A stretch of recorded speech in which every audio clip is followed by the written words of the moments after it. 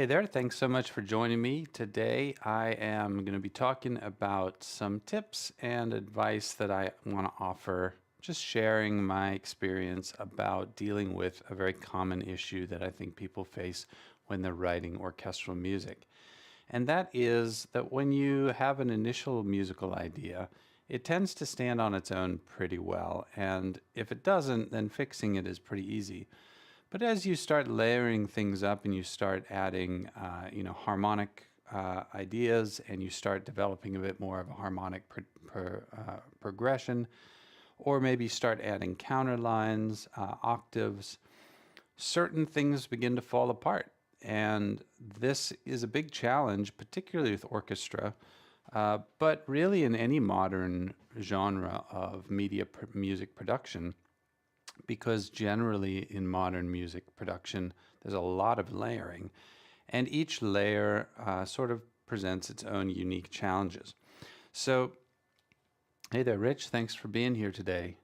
So, what I want to offer here is just a perspective on sort of four principles that I suppose I could say I have come to rely on more and more in solving these problems. And as I tried to imply a little bit in the graphic for this live stream, sometimes these creative blockages can actually become a breakthrough. And I think that's also part of what these four principles really help me do. So these four principles are, first of all, they're over here, density. So you take your basic idea and then you start looking at how you can add density to it. Usually for me, that means moving a line into a different instrument or doubling it with another instrument, creating a new tone color by combining instruments. Not necessarily writing new material, no new motifs or new chord progressions, but just adding more density. After that, there's horizontal versus vertical awareness. So looking at how the lines are working horizontally from left to right, but also what's happening vertically. A lot of times problems that come up when you're layering, they're there because something's happening harmonically that isn't quite right. Maybe that second scale degree works well in the melody, but as a 9 on top of a chord, it doesn't set the right mood. Things like that. So I'm gonna show you kind of just an example of how I work with that. The third thing is rhythm and momentum. At that stage, once I've got some density, I've got some different tone colors all interacting with each other, I've resolved the horizontal and vertical sort of unknowns in the piece, then I like to actually listen to the individual lines, just solo them, just listen to them on their own and see if they have their own momentum, if they carry their own weight, or if they're just too passive. That's what I mean by rhythm and momentum, and I'll show you how I do that. And I think that often gives me some breakthroughs to make the composition significantly better, to really improve things. Hey Shubas, thanks a lot for joining me today. And then the fourth thing here is contour and anchors. And what I've gotten to doing quite frequently there is looking at the contour once I have the density resolved and the horizontal and the vertical structures resolved, and I feel like there's good rhythm and bounce and momentum moving through the piece, is to start looking at sort of more traditional counterpoint principles of contour and contrary and parallel motion, trying to build that into those horizontal and vertical structures. All of these four principles are really just guidelines that I use when I'm trying to get a consistently good result. And I find it effective in the orchestra, but I also find it effective when I'm blending different synths, or I'm blending different sort of sampled libraries with textures, things like fables or arcus or stray light, these things that, we're incentivized to layer them. They sound so awesome layered, but very quickly they turn up problems. And these four principles are just as helpful in that workflow where you're trying to break through the challenge of music starting to sound sort of muddy or incoherent and get back to the original musical idea, makes things sound very concise and clear, even though they're also much richer now with all these layers. So let me dive in here into my example. And if you have any questions along the way, please do just post them in the comments and I'll check it out. So this example starts with just a simple motivic example that I had actually from a few weeks ago. I'll just play it back to remind you. I'm going to throw on my headphones so I can hear this well too.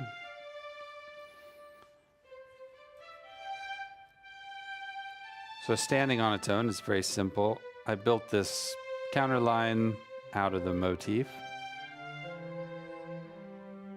Just adds a little bit more depth and dimension.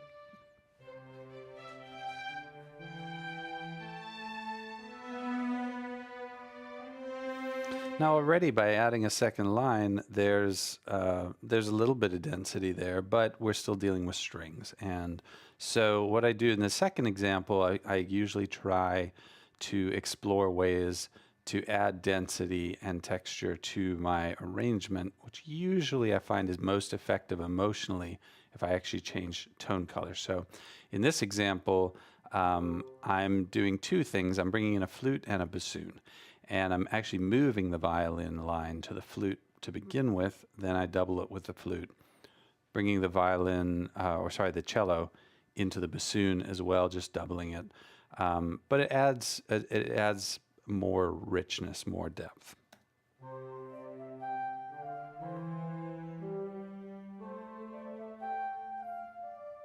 I'm going to try and turn that up a little bit.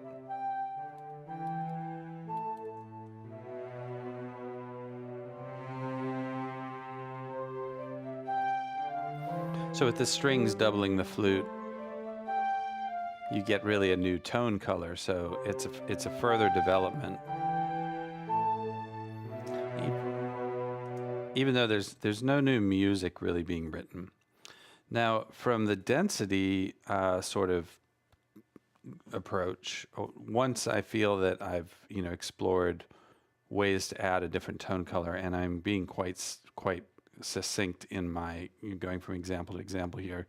Sometimes I labor over this stuff for hours, partly because it can be a conundrum and partly because this is what I love to do. But I want to try and keep the example fairly straightforward here. What I'm doing in the next example is looking more a bit at what's happening vertically, so what's happening in the harmony as we go. I'm trying to be very conservative oftentimes about don't create new content, don't create new music, new lines, because that's going to ultimately make the music less coherent. And this can be a challenge, especially if you're starting out and you've got this enormous hard drive with all these sounds and it's so exciting. You got loops and MIDI clips and all this stuff. My recommendation to anybody who finds themselves having a hard time finishing a piece of coherent music is start with one or two, maybe three musical ideas. But that third idea really better just be rhythmic, because if you have three melodic ideas happening, well, it's fine if you are advanced at this, but each melodic idea that you compound on top of others definitely makes the job harder. So here I'm keeping things in the flute, and then second half doubling the flute and violins, but I've added a viola, and the viola is essentially supporting a harmony.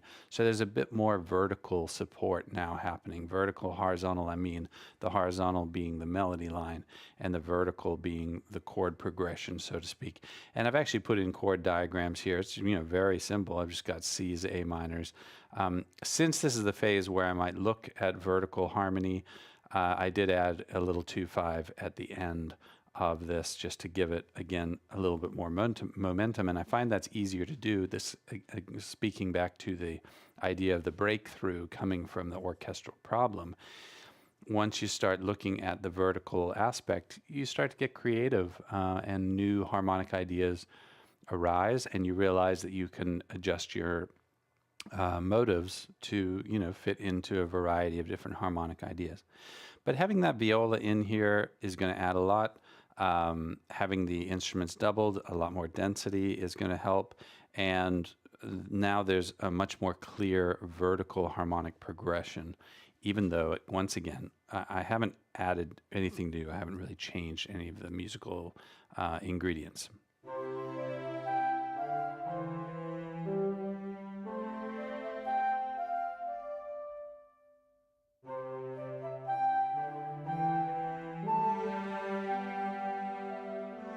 did change the rhythm there, and that's actually bears commenting, is that I think quite often once I get to this level of density, I can't afford so many sort of eighth notes and quarter notes. Things have to start simplifying, especially around cadences. I find that that's pretty crucial. So I actually rewrote this line into just descending half notes.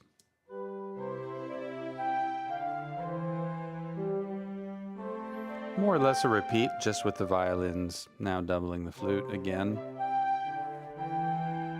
And then the D minor going to the G, so the 2 going to the 5 there creates a little bit more forward momentum. The next thing is rhythmic balance, and this is, I wasn't really sure what the right term was to talk about this.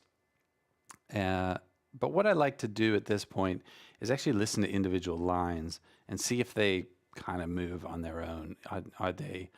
Do they stand alone, or are they so dependent upon the other parts that they kind of fall apart on their own?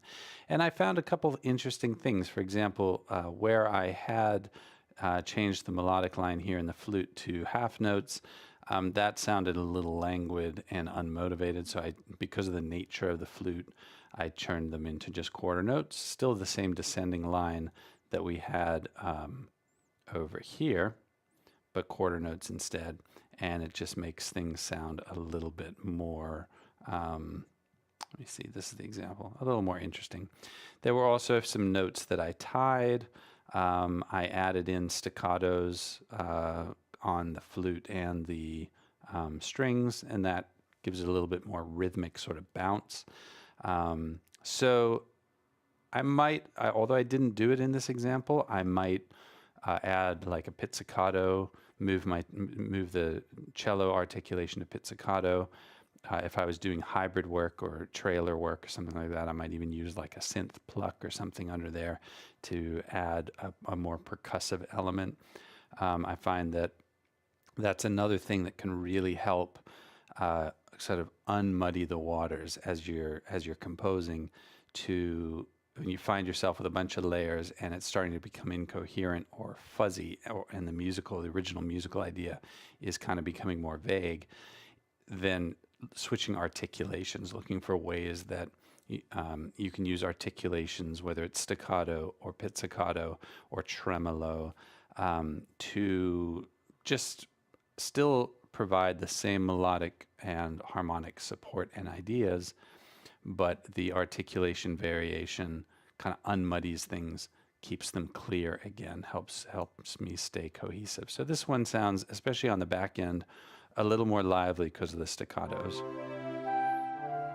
Other than that, it's the same thing. Some of the pauses are becoming a little more dramatic, just interesting.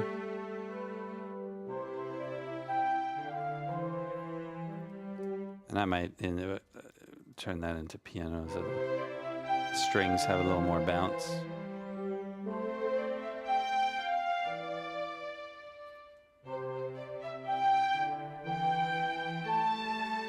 Still got the 2/5, turning around to C. So in this final example here, this is kind of the most fleshed out. This is the point that I really like to get to, and I want to posit to composers that it can be really effective to get to this final stage where you have a number of ideas. Maybe you've got a rhythmic idea, you've got solid harmonic ideas, you've got some strong motives, and sort of make this part all work. Make sure the harmony is excellent, that there's excellent rhythmic momentum, that you have nice vertical and horizontal lines. The lines work independently. You have nice counter lines. Start thinking about your counterpoint and whether you've got contrary motion or parallel motion. Be aware if you've got parallel fifths or octaves and things like that. Do you want the music to drop out at that point? Are you trying to create tension and emptiness, or is that a mistake? Those are all questions that I like to answer at this stage, and I often find myself kind of having to manipulate the different lines so that they work ideally together. And then I'll go back and I'll port them. I may take that melodic line all the way back to the beginning and replace this original melodic line with the one that I know has the longest longevity in the piece, the melodic line that can hold its own even as we add the density and as we add the rhythm and the horizontal and vertical integrity. So coming up to this final version, this is often a juncture, an important creative juncture where I feel like I've made all the breakthroughs about what the harmony should do, what the rhythm should be, how a line might work in the flute, but work differently in the violin rhythmically or maybe with articulations. And then it gives me a template to go back and rebuild and reconstitute some of the simpler or thinner textured phases that came before. So that's just kind of an insight. Let's play this piece. Let's look at sort of what's new here. I guess we've got this doubled violin now, and the violin's doubling the flute, but we also have an octave violin way up there. I brought in the double bass down here. Oh yeah, and this kind of points to another facet of this fourth phase of contour and anchors. What I mean by anchoring is making very clear to the listener what the highest top line is and what the lowest foundation is. Making those very clear is often something that I want to achieve at least at the climactic moment in my piece. And this is just as true for orchestra as it is for hybrid or synth-based stuff, or really anything, you know, pop, EDM, hip hop, whatever I'm working on. At some point, it's really valuable emotionally to arrive at a place in the music where the low-end foundation is very clear and the high-end top line is very clear, and you sort of working towards that, you achieve it, and then you decline away. So let's listen to this, and I think you'll agree that the top line in the violin and the ultra-low double bass grounds the whole idea. It in a way, it's almost like a cadence. It's like a timbral cadence.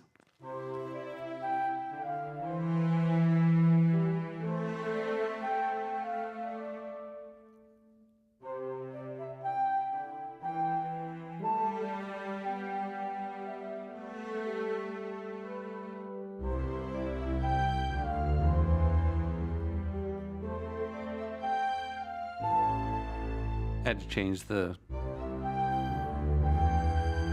note there. So the very high line, the very low line, they just they create so much possibility now to create maybe a B part, a variation on this.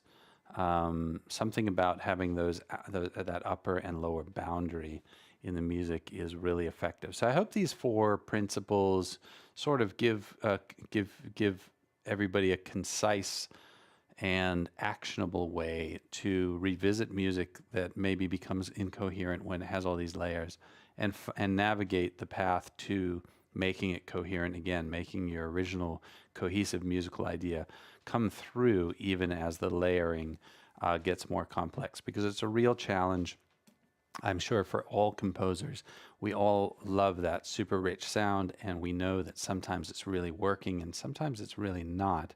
And having a sort of methodical, strategic way of coping with that and moving back towards that coherent and cohesive musical idea, presenting it, you know, in a really sort of nice and tight package, is what I'm hoping that this video helps convey. It's my experience. This is what I'm doing right now. It's working well for me. If you have questions or comments, please feel free to post them here. I will be back on Wednesday, but I am going out of town this weekend, so I will not be here on Friday. I'm going to try and post a video if I have time to do that beforehand, but I will be back live on Wednesday. I hope to see some folks then. If you're new to the channel and watching this after the fact, please like and subscribe. It really helps me out a great deal, but I very much appreciate everybody's support. Thanks for everybody who was here with me today, and I will see you guys on Wednesday. All right, take care. Bye.